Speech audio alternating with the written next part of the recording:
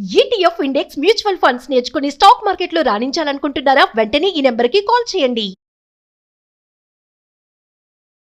నమస్తే, welcome back to Suman TV. Present మనతో పాటు ఉన్నారు అనలిస్ట్ డాక్టర్ నంది రామేశ్వరరావు గారు. రీసెంట్గా చూసుకుంటే ట్రంప్ తీసుకుంటున్నటువంటి నిర్ణయాలు ఎంత దారుణంగా ఉంటున్నాయంటే, గతంలో చెప్పినట్టుగానే ఎప్పుడైతే అధికారంలోకి వచ్చాడో మరి స్టూడెంట్స్ ఎవరైతే F1 వీసా మీద వచ్చినటువంటి వాళ్ళు ఉంటారో పార్ట్ టైం జాబ్స్ అనేది చేయకూడదు, క్యాంపస్ లోపలే జాబ్స్ చేయాలి, బయట చేస్తే కనుక అరెస్ట్ చేస్తామనే సంఘటనలు మనం చూసాం, చాలా వీడియోలో మాట్లాడుకున్నాం. మరి రీసెంట్గా చూసుకుంటే అమెరికాలో ఈ పార్ట్ టైం జాబ్ చేస్తున్న వాళ్ళని బేడీలు వేసి అరెస్ట్ చేసిన సంగతి ఇద్దరు ఇండియన్ స్టూడెంట్స్ని. మరి దీనిపై మరింత సమాచారం సార్తో మాట్లాడదాం.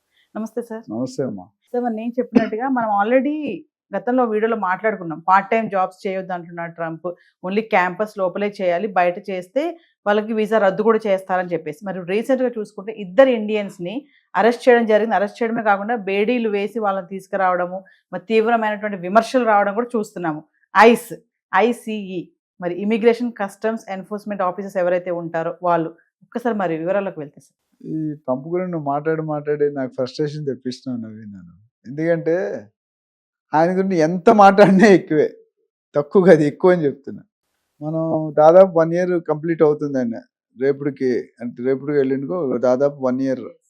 1 yearలో ఈయన క్రియేట్ చేసిన సంచలనాలు I think a president in the country in the world చేసి ఉంటాడు, ఏ ప్రైమ్ మినిస్టర్ చేసి ఉంటాడు. అది మన దౌర్భాగ్య స్థితి. మీరు మళ్ళీ అడుగుతాను, నేను మళ్ళీ చెప్తాను. అయితే ప్రతిసారి ఒక కొత్త ట్విస్ట్ వస్తాడు. ట్రంప్ గారికి ఉన్న ప్రతి ఇన్నోవేటివ్ మెథడ్, R&Dలో ఇన్నోవేషన్ ఉంటుంది, కొత్త మెథడ్. ఇక్కడికి వచ్చేసరికి F1 వీసా, H1 వీసా, 2 వీసాలు ఉన్నాయి. ఒకటి జాబ్ ఎంప్లాయ్మెంట్ వీసా, ఒకటి స్టూడెంట్ వీసా. అమెరికాలో మనం రాష్ట్రం కూడా మాట్లాడుకున్నాం ఏంటంటే 3000 యూనివర్సిటీలు ఉన్నాయి సుమారు. అందులో 90% ఆర్ ఫేక్ యూనివర్సిటీస్, అంటే నామకే వాస్తే.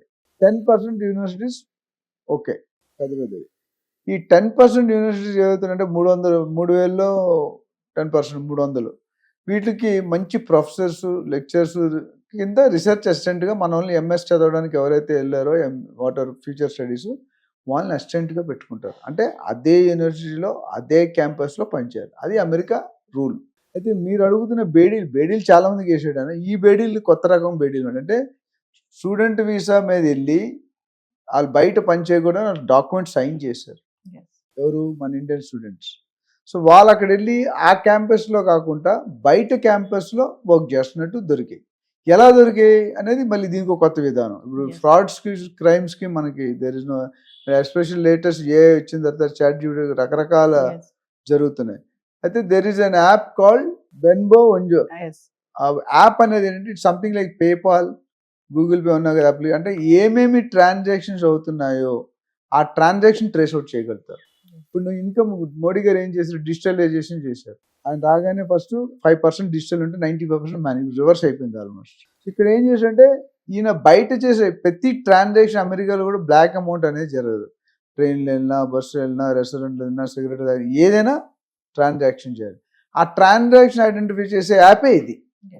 దానివల్ల వాళ్ళు ట్రేస్ అవుట్ అరెస్ట్ చేస్తున్నారు. సో అది ఒకటి. ఇంకోటి ఐస్ ఏజెంట్స్ అని ఉన్నారు, నేటివ్ అమెరికన్స్. అంటే ఒక 200, 300, 400 సంవత్సరాల ముందు వచ్చి అక్కడ సెటిల్ అయిపోయి వైట్ స్కిన్ వాళ్ళు ఐస్ ఏజెంట్స్ గా బిహేవ్ చేస్తూ ముసుగులు వేసుకుంటూ, మనకు ఇండియాలో టాస్క్ ఫోర్స్ ఉంటుంది, వాళ్ళు డ్రెస్ వేసుకోరు, కింద ప్యాంట్ ఉంటుంది కానీ బయట షర్ట్ ఉంటుంది, వెళ్ళి పట్టుకుంటారు పబ్లిక్. అట్లా వీళ్ళని డిటెక్ట్ చేస్తున్నారు.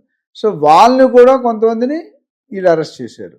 అంటే ఓన్ అమెరికన్స్ నే ప్రొటెక్ట్ చేస్తుంటూ అరెస్ట్ చేస్తే వాళ్ళకి అంటే ఏమంటూ రివర్స్ అవుతున్నారు వాళ్ళు. అంటే దే ఆర్ నాట్ హ్యాపీ. అది కరెక్ట్ కాదు కదా. అంటే F1 వీసా మీద ఎవరైతే స్టూడెంట్స్ వస్తున్నారో సార్ చదువుకోవడానికి, ఇప్పుడు వీళ్ళందరినీ ఎవరైతే పార్ట్ టైం జాబ్స్ చేస్తున్నారో ఆపరేషన్ ఆప్షనల్ ఇల్యూజన్ అనే ఒక కొత్త ఆపరేషన్ తో వీళ్ళు పట్టుకోవడం జరిగిందని చెప్తున్నారు. ఎందుకంటే మనం ఇండియన్స్ కి డబ్బు కావాలి, అమెరికన్స్ కి నాలెడ్జ్ కావాలి.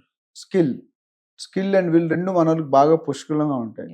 అయితే దాన్ని మిస్గైడ్ చేసే అంటే ఇప్పుడు ట్రంప్కి ఏంటి, ఇండియాని ఏదో ఒక విధంగా హింసించాలి. ఇండియా కానీ, చైనాని కానీ, జపాన్ కానీ, ఇప్పుడు లేటెస్ట్ మొన్న అధ్యక్షుని అరెస్ట్ చేశారు కదా, వెనిజులా. ఇవన్నీ కూడా ఏంటంటే పగ, దేశం పగ, అంటే అలాంటి ఉద్దేశంతో చేసిన చర్యలు ఇవి. సో F1 రూల్ ప్రకారం అయితే మన వాళ్ళది కూడా తప్పు ఉంది. అయితే తప్పు చేసిన అంత బేడీ లేసి అంత హింసించాల్సిన అవసరం కరెక్ట్ కాదనేది నా పర్సనల్ ఒపీనియన్. ఎందుకంటే బీడీలు అంటే పెద్ద జుర్మానా క్రైమ్ చేశాడు. Degree of crime is very important. ఏం తప్పు చేశాడు, ఏ లెవెల్లో చేశాడు, ఏ డిగ్రీలో చేశాడు. పోలీస్ స్టేషన్ థర్డ్ డిగ్రీ అంటే డిఫరెంట్గా ఉంటుంది. ఫస్ట్ డిగ్రీ లైట్గా డోసేజ్ పెంచుకుంటూ పోతాడు. సో ఓవరాల్గా Trump wants that how Indians can be troubled, how tariffs can trouble India. Latest కొత్త దేశాల్లో కూడా మన వెనిజులాలో కూడా ట్యాక్స్ 10% చేశాను, 25% చేశాను, 50% చేశానని చెప్తున్నాడు. Which is totally against the rule. అంటే దేశం ప్రపంచం అంతా పక్క ఉంటే ఈయన ఒక పక్క ఉన్నాడు. అంటే అది కేవలం ఏమంటావు దాన్ని దేశం పగతో చేసేది. అంటే ఏదో ఒక విధంగా వీళ్ళు తొక్కేసేయాలి.